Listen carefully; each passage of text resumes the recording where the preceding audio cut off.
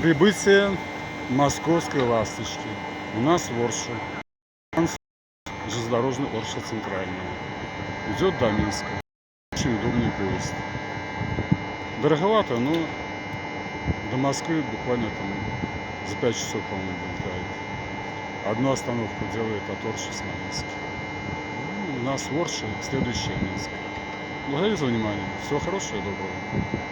На весь день. Сегодня 11 ноября.